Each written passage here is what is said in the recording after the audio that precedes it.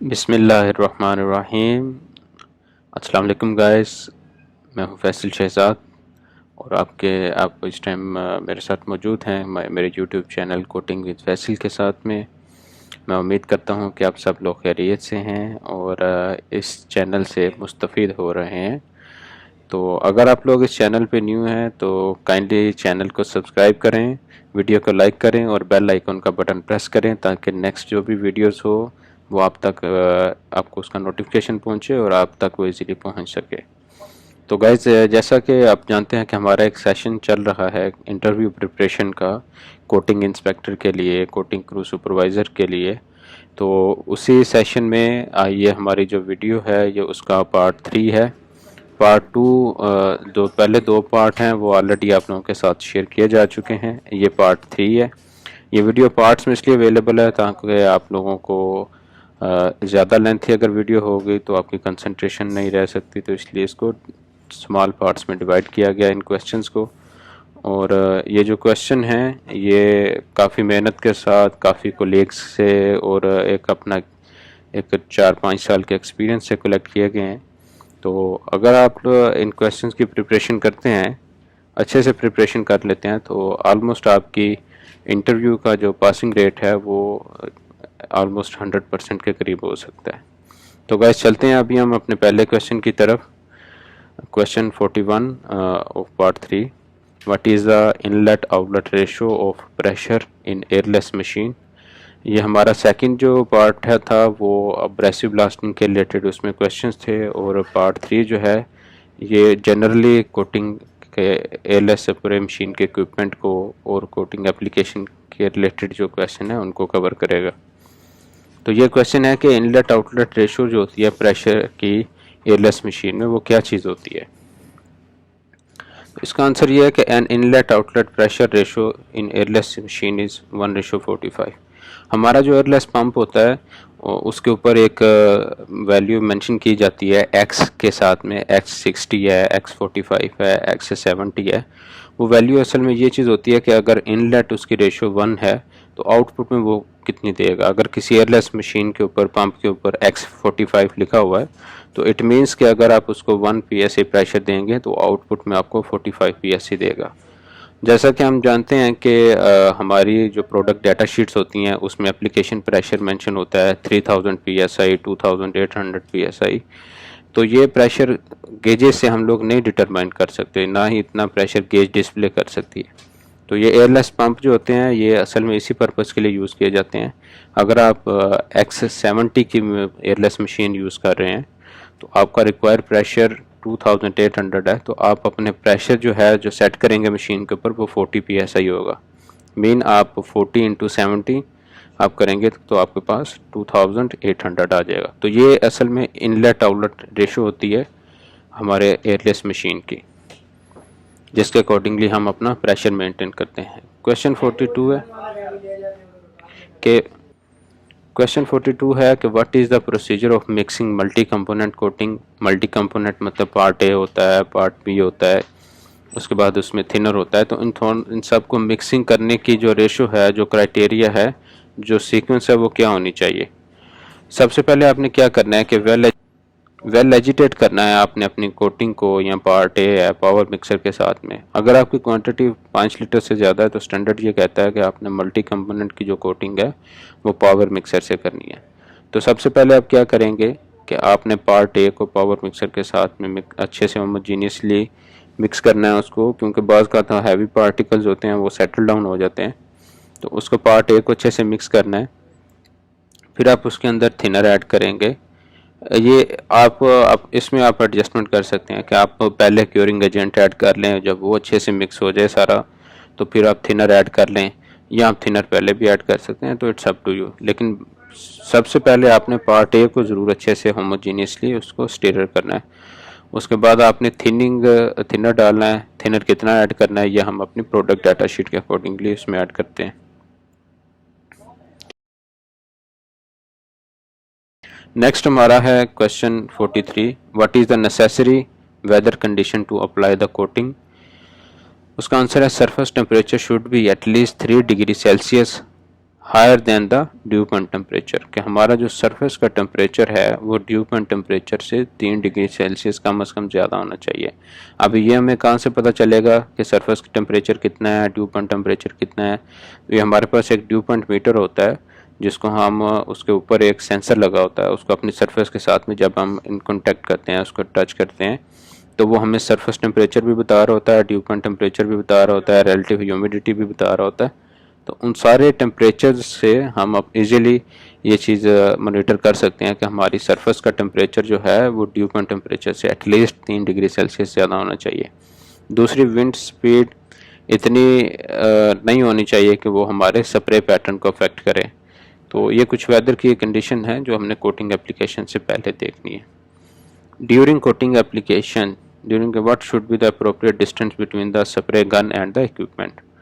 जिससे मसलन क्वेश्चन ये है कि अगर हम कोटिंग एप्लीकेशन कर रहे हैं तो हमारा जो भी हमारा सबस्ट्रेट है, जो इक्विपमेंट जिसके ऊपर हम कोटिंग कर रहे हैं, उसका और स्प्रे नोज़ल का या स्प्रे गन का डिस्टेंस कितना होना चाहिए। तो ये इसका आंसर है कि 10 से 12 इंच का एटलीस्ट आपका डिस्टेंस होना चाहिए। ये क्वेश्चंस ऐसे हैं जो प्रैक्टिकली आपके हमारा एक्सपीरियंस है, प्रैक्टिकली साइट एक्सपीरियंस है, जो आपको बहुत स्टैंडर्ड्स में नहीं मिलते, लेकिन ये लेसन लर्न्स हैं या एक गुड प्रैक्टिसेस हैं जिनसे ये क्वेश्चन एवेलुएट किए गए हैं और इंटरव्यूज़ में ये क्वेश्चन पूछे जाते हैं। सो गाइस, चलते हैं नेक्स्ट क्वेश्चन की तरफ में। नेक्स्ट क्वेश्चन हमारा है कि question 45, what is the difference between wet, moist and damp surface. तो सबसे पहले डैम्प सरफेस वो होती है moderate covering of moisture and moist is slightly damp but not dry, while wet is highest degree of moisture. Damp surface वो होती है कि जिस तरह आपने देखा होगा कि हमारी शबनम जिसको कहते हैं कि एक सरफेस है, अगर उसके अंदर कोई भी कूल चीज़ है तो उसके बाहर वाली साइड पे एक लेयर बन जाती है वो मॉइस्चर की, बहुत माइनर सी लेयर होती है जो आपको सिर्फ फिंगर टच करने से फील होती है कि हाँ यहाँ पे मॉइस्चर की लेयर है। और मॉइस्ट जो है वो थोड़ा सा हायर लेवल है कि आपको स्मॉल वाटर ड्रॉपलेट्स नज़र आते हैं। और वेट सरफेस वही होती है कि जिसमें हाईएस्ट डिग्री ऑफ मॉइस्चर हो, जिसमें पानी है उसके ऊपर हो, वेट के वाटर स्टैंडिंग भी आप कह सकते हैं। तो वो जो सरफेस होती है वो हमारे पास वेट सरफेस कहलाती है। तो ये तीनों के दरमियान बहुत माइनर सा डिफरेंस है, डैम्प का और मॉइस्ट का और वेट सरफेस के दरमियान। क्वेश्चन 46 है, how many times to check the weather condition in 8 hour shift. अब नॉर्मली आप देखते हैं कि सऊदी अरब में जो ड्यूटी आवर्स हैं वो 8 घंटे होते हैं या बाज़ का 10 घंटे भी होते हैं कुछ प्रोजेक्ट्स पे। तो क्वेश्चन ये है कि 8 घंटे की अगर शिफ्ट है आपकी ब्लास्टिंग और कोटिंग की एक्टिविटी चल रही है, तो 8 घंटे की शिफ्ट में आपने कितनी दफ़ा अपने वेदर कंडीशंस चेक करनी है। तो उसका आंसर है कि 2 टाइम्स इन 8 आवर शिफ्ट। मसलन पहले आपने एक्टिविटी स्टार्ट की, वेदर कंडीशंस नोट की, उसके बाद 4 घंटे गुजर गए, 4 घंटे बाद आपने दोबारा वो वेदर कंडीशंस नोट करनी है। तो ये टोटल जो है 8 घंटे की शिफ्ट हो जाती है। 8 घंटे की शिफ्ट में हमारे पास 2 रीडिंग्स आ जाती हैं। अभी एक एक्सेप्शनल केस ये होता है कि बाज़ का वेदर कंडीशंस चेंज हो रही होती हैं, मसलन बहुत क्लाउडी वेदर होता है या बारिश हो गई या मतलब सडनली चेंज आ रहा होता है वेदर कंडीशंस में। तो उस कंडीशन में आपने हर 2 घंटे के अंदर हर 2 घंटे बाद वेदर कंडीशंस चेक करनी है। क्वेश्चन 47 है, how to repair FB coating. Most important question है उन स्टूडेंट्स के लिए जो पाइपलाइन में काम करते हैं या जो पाइपलाइन का इंटरव्यू देना चाह रहे हैं। एफबी कोटिंग चूँकि शॉप में अप्लाइड होती है और साइट पर डिलीवर करते हैं तो बाद का उसमें थोड़ा बहुत डैमेज आ जाता है। तो वो कह रहा है कि उसको कैसे रिपेयर करना है। इसका ये है कि if the area is less than 0.2 metre square then we use 2 component epoxy, and if area greater than 0.2 meter square then blasting and apply the liquid epoxy by airless machine। तो आपने एक चीज़ याद रखनी है कि FBA कोटिंग को जो repair करना है उसके पास हमारे लिए जो मिनिमम उसका एरिया है जिसकी बेस में हम उसको क्लासीफाई करेंगे कि हमने एयरलेस में करनी है या दूसरी करनी है, तो वो हम डिवाइड करेंगे 0.2 मीटर स्क्वायर के अकॉर्डिंगली। तो उसका अगर 0.2 मीटर स्क्वायर से ज़्यादा है तो फिर हम सैंड ब्लास्टिंग करेंगे या ब्रेसिव ब्लास्टिंग करेंगे। तो उसके बाद हम उसको एयरलेस स्प्रे मशीन से ही लिक्विड कोटिंग करेंगे। और अगर 0.2 मीटर स्क्वायर से कम है तो हम 2 पैक इपॉक्सी होती है, लिक्विड इपॉक्सी होती है, जो कि रिकमेंड करता है FBE कोटिंग का मैन्युफैक्चरर, कि आपने अगर FBE कोटिंग को रिपेयर करना है, उसकी जिस पाइप पे उसकी प्रोडक्ट अप्लाई हुई है, तो आपने उसकी रिकमेंडेशन के अकॉर्डिंगली आपने 2 पैक इपॉक्सी यूज़ करनी है। नेक्स्ट अभी हम चलते हैं क्वेश्चन 48 पे। How we repair liquid epoxy coating या compound for area less than 0.1 metre square. अभी ये जो हमारे पास, आपने एक चीज़ याद रखनी है कि जो FBE कोटिंग है उसमें 0.2 मीटर स्क्वायर की बेस पे हम क्लासीफाई करते हैं, और जो लिक्विड इपॉक्सी कोटिंग है उसमें हम 0.1 मीटर स्क्वायर। 0.1 मीटर स्क्वायर कितना होता है ऑलमोस्ट, आपसे ये भी पूछा जा सकता है। 0.1 मीटर स्क्वायर ऑलमोस्ट हमारे पास एक प्रिंटिंग पेपर जो होता है A4 साइज़ का, ऑलमोस्ट उतना एरिया होता है। तो वो कह रहा है कि अगर आपका डैमेज एरिया 0.1 मीटर स्क्वायर से कम है तो आपने क्या करना है, क्या आपने इसको सैंडिंग करनी है, सैंड पेपर से थोड़ा रफ करना है, 80 ग्रेड का सैंड पेपर यूज़ करना है। फिर उसका जो साउंड कोटिंग है उसकी सराउंडिंग में 25 mm तक उसको आपने फेदरिंग करनी है, उसकी स्मूथनेस लेके आनी है। फिर उसके बाद आपने ब्रश के साथ उसके ऊपर कोटिंग करनी है। अगर आपका एरिया 0.1 मीटर स्क्वायर से ज़्यादा है तो फिर आपने क्या करना है कि जो उसकी फेदरिंग है वो 50 mm तक करनी है। जो साउंड कोटिंग है या जो एग्जिस्टिंग जो गुड कंडीशन की कोटिंग है उसके साथ आपने 50 mm तक उसकी फेदरिंग करनी है, सरफेस थोड़ी टेपर करके स्मूथ बनानी है।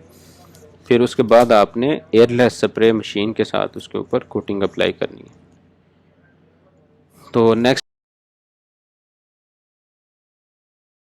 हमारा है question 49। Define the cause of flaking. Flaking क्या चीज़ है? कोटिंग का एक डिफेक्ट है।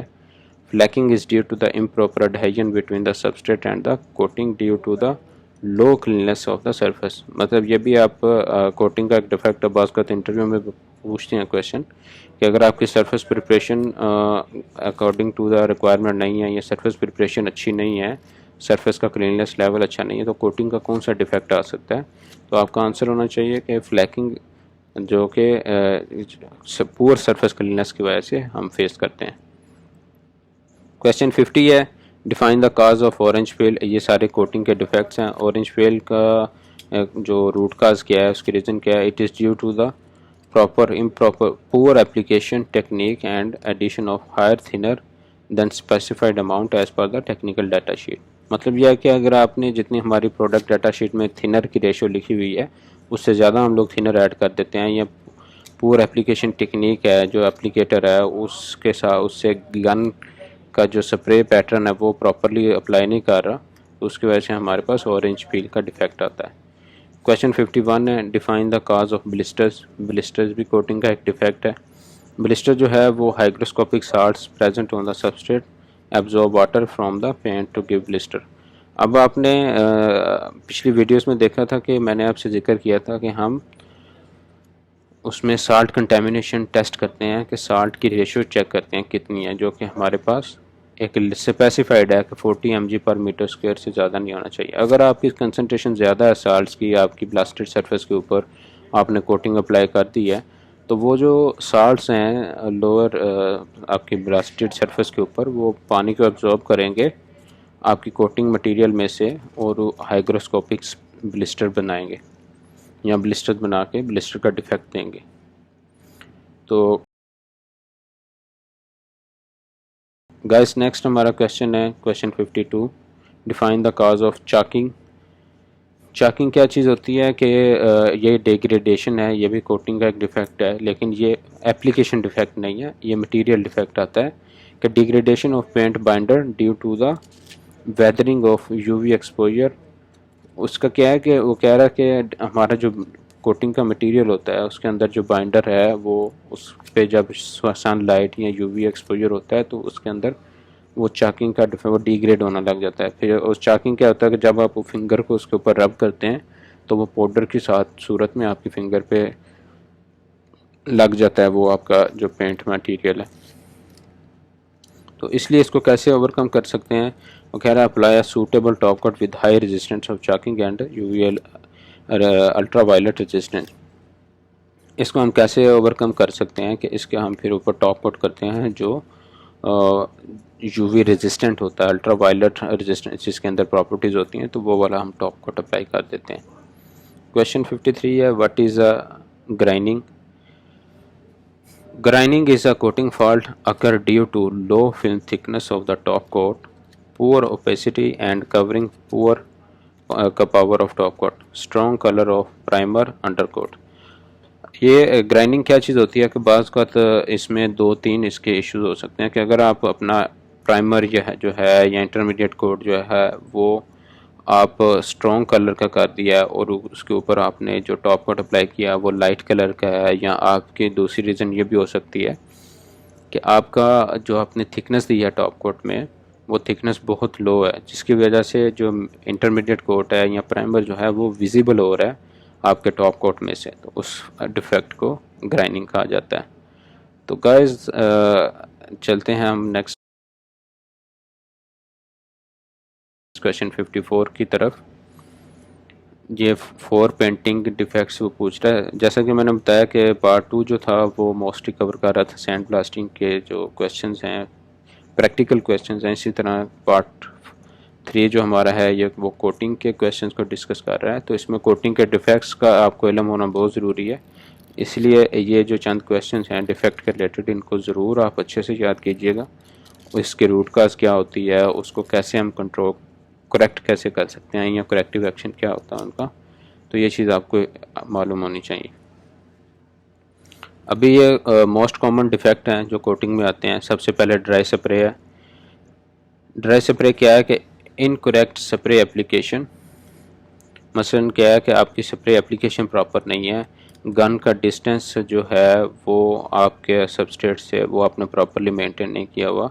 दूसरा वो कह रहा है with fast drying product and high application to high application temperature. कि ड्राई स्प्रे आपका या आपके गन का डिस्टेंस प्रॉपरली मेंटेन नहीं किया हुआ, या ये भी वजह होती है कि अगर हवा चल रही है तो आपका वो जो स्प्रे है वो हवा की वजह से स्प्रेड कर रहा है सराउंडिंग में। तो जहाँ पे वो जो सराउंडिंग एरिया में जो साउंड कोटिंग पे या जो आपने ऑलरेडी कोटेड एरिया किया हुआ है वहाँ पे जब वो गिरेगा तो वो ड्राई हो जाएगा हाई टेम्परेचर की वजह से, तो वहाँ पे ड्राई स्प्रे का हमारे पास डिफेक्ट आता है। क्वेश्चन दूसरी इसकी एक मोस्ट कॉमनली डिफेक्ट जो है कोटिंग का वो मड क्रैकिंग है। वो कह रहा है generally over application of inorganic zinc. मतलब इनऑर्गेनिक जिंक के बारे में ये क्वेश्चन बल्कि हर इंटरव्यू में भी पूछा जाता है कि इनऑर्गेनिक जिंक में कोटिंग का डिफेक्ट कौन सा आता है, तो वो जो उसका आंसर है वो है कि मड क्रैकिंग। मड क्रैकिंग क्यों आती है कि जिंक की एप्लीकेशन हमारे पास जो है उसकी मैक्सिमम ड्राई फिल्म थिकनेस हम 100 माइक्रोन है।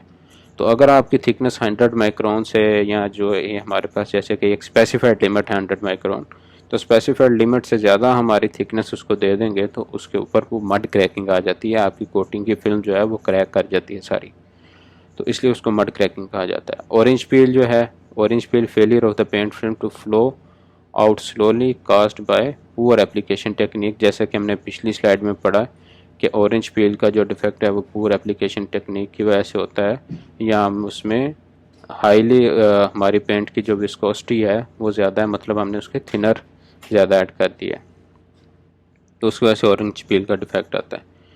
फोर्थ डिफेक्ट क्या है, सैगिंग है। Over application of paint, excessive thinner, wrong lack of curing agent और जस्ट पुअर वर्कमैनशिप। मतलब सैगिंग क्या है कि आपका पेंट जो है वो जब अप्लाई करते हैं तो वो फ्लो कर जाता है नीचे की तरफ, तो उसको सैगिंग कहा जाता है। उसकी डिफरेंट वजूहात हो सकती हैं, या आपने पेंट बहुत ज़्यादा अप्लाई कर दी है, ये भी वजह हो सकती है एक ही दफ़ा में, तो या आपने थिनर बहुत ज़्यादा ऐड कर दिया है, या आपका जो क्योरिंग एजेंट है वो प्रॉपरली मिक्स नहीं हुआ, या आपका एप्लीकेशन जो है वो प्रॉपरली स्मूथली नहीं कर रहे कि आपने एक ही जगह पे बहुत ज़्यादा गन को ज़्यादा टाइम के लिए होल्ड कर लिया, तो वो फिर सैगिंग का डिफेक्ट आ जाता है। तो ये कुछ डिफेक्ट्स थे जो कि मोस्ट कॉमनली फेस करना पड़ते हैं साइट के ऊपर। तो नेक्स्ट हमारा जो है क्वेश्चन 55, वो हम अगली स्लाइड में देखेंगे। अगली जो हमारा पार्ट 4 है और अगर आपका कोई क्वेश्चन है इस वीडियो में या इन क्वेश्चंस के रिलेटेड कोई चीज़ आपकी अंडरस्टैंडिंग आपने फर्दर पूछनी है तो आप लोग कमेंट सेक्शन में पूछ सकते हैं मुझसे। And thank you for your watching this video. Please like this video and share with other your colleagues so that they can also get beneficial from this knowledge। तो गाइस मिलते हैं अगली video में, तब तक के लिए अल्लाह हाफिज़, फ़ी अमान अल्लाह।